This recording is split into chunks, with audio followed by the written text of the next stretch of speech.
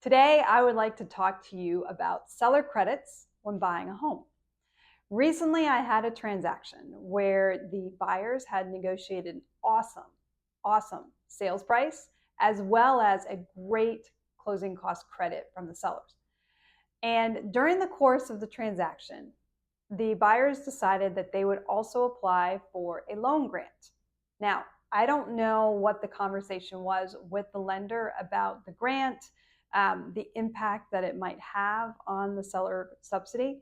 But when we were reconciling the numbers with the lender, and this was about 3 to 4 days out from closing, we first learned of this grant, number one. And then number two, we learned that the grant was having the effect of reducing the seller credit by about $9,000.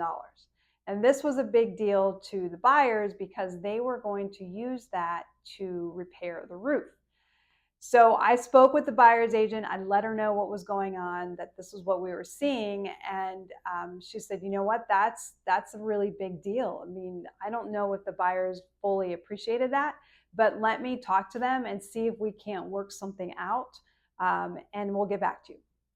So the parties spoke, they came back and they said, okay, here's what we're going to do. We're going to have a roofer come out. He's going to do an estimate of what it's going to cost to repair the roof. We, the sellers, are going to pay from the settlement proceeds a portion to cover the deposit for this roofing contractor. And then after closing, once the repairs are all finished, the buyers will pay the balance. And so this ended up working out really great for everyone because the buyers were able to get the benefit of what they were hoping to get with the seller subsidy. And the sellers were able to sell their home and get about more, actually it ended up being more, what I understood when we were at the table, more than what they would have gotten had they gone with someone else. So there's a couple of takeaways from this. Number one, the lender is always going to determine the amount of the seller subsidy that can be used, and they're also going to determine what it's applied to. And this is spelled out in the NVAR contract. Number two, if you're a buyer, make sure when you are talking with your loan officer and you're looking at different options for borrowing money to buy the home, that you fully understand if you are getting a grant, what impact does that grant have on any type of seller concession or seller subsidy that you have negotiated on the contract? Is it going to reduce it? Are you going to be able to use the full amount that you negotiated?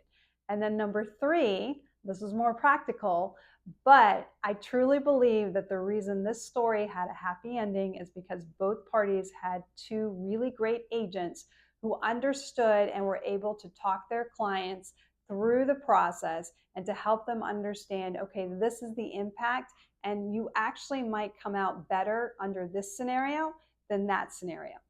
So thanks for listening, and I look forward to seeing you in my next episode.